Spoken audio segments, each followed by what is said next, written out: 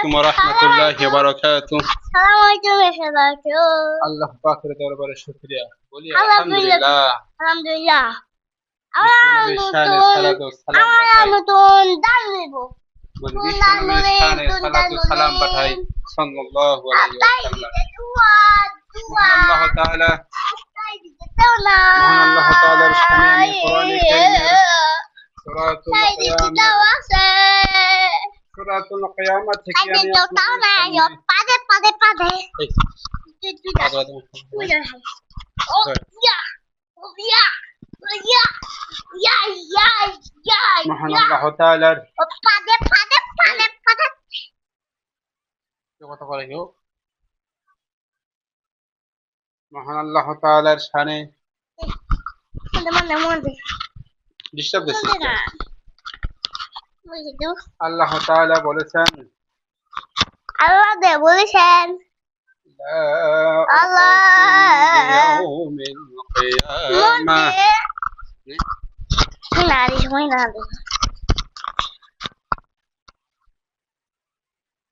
কি বলে গিয়া বলো টুন্ডান বলতেছি বলে যেমন টুন্ডান বলেন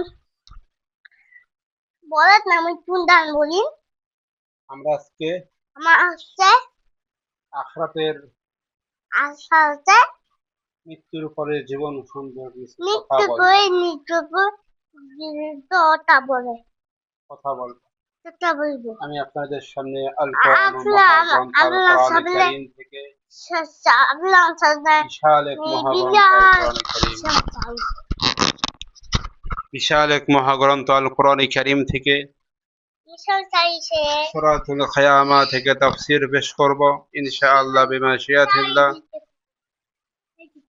এই ধারাবাহিকতায় আজকে সূরাতুল কিয়ামা অর্থাৎ মৃত্যুর পরের জীবন সম্পর্কিত কিছু কথা আমি বলতে চাই আপনাদের সামনে।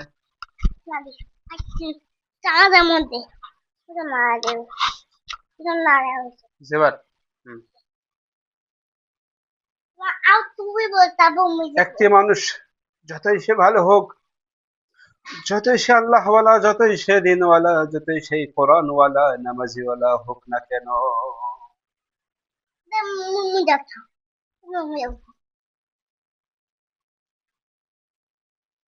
যখন নাকি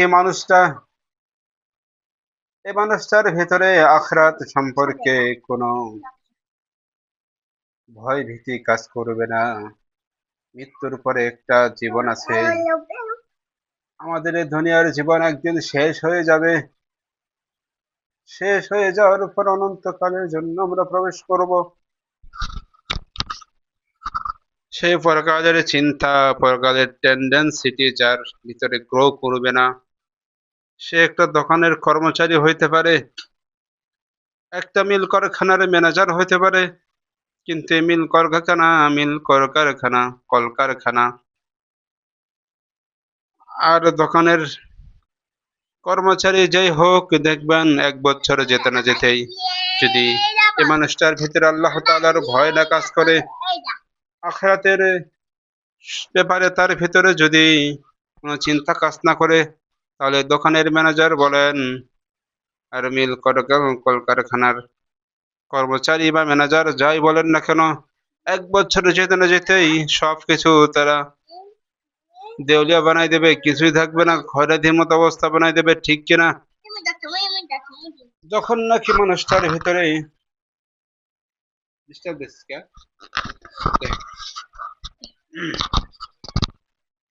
নাকি মানুষটার ভিতরে মৃত্যুর উপরে জীবন সম্পর্কে ওয়াবিল আখিরাতি হুম ইউকিনুন,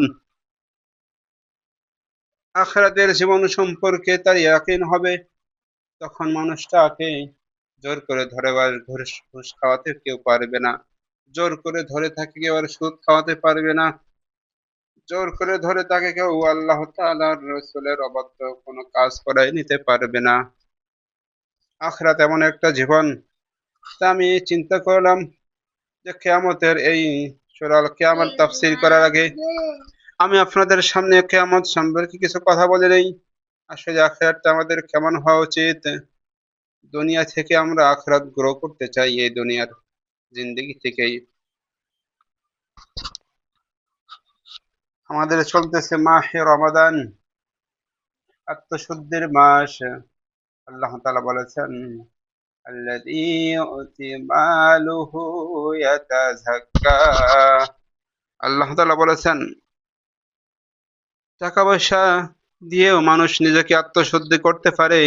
আর মাহে রমাদান আল্লাহ পাক এটাও দিয়েছেন, তাত্তাকুন, আল্লাহ ভীতি বানানোর জন্য না খেয়ে থাকা।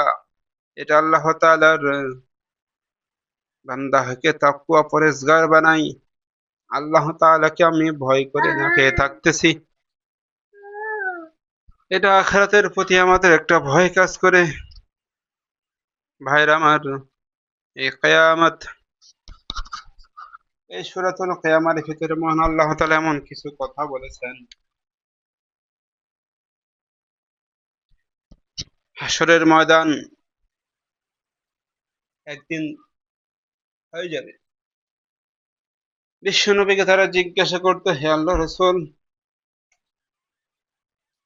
ইয়াসআলু আইয়ানা ইয়াউমুল কিয়ামাহ, হে আল্লাহ রাসূল, কিয়ামতের দিন সেটা আবার কবে?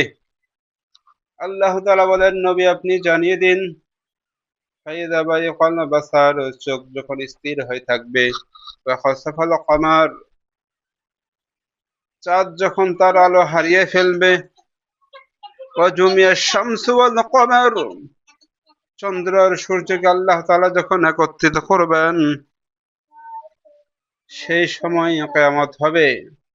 আর সেই সময় এমন একটা সময় বিরাজমান করবে, ইয়াকুলুল ইনসানু ইয়াউমাইযিন আইনাল মাফার, মানুষগুলো দিক বিদিক হয়ে দৌড়াতে থাকবে। এগুলো সব তাফসীর করার সময় এগুলো সব আসবে।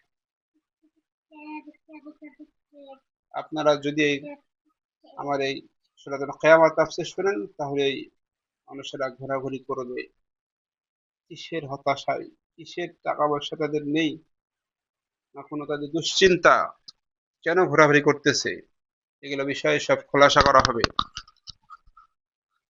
শুধু এখানে শেষ নয়, মাহে রমাদান মাস,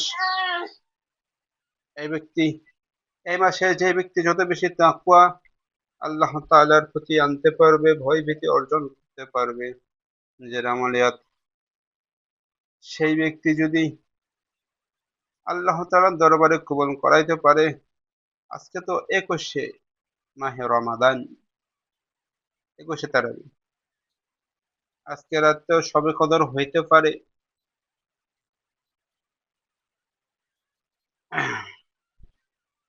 বিশাল এই গ্রন্থ কোরআন কারীমের সূরাতুল কিয়ামা থেকে আল্লাহ তাআলা আমাদেরকে, এরপরে আমি আপনাদের সামনে সূরাতুল কিয়ামার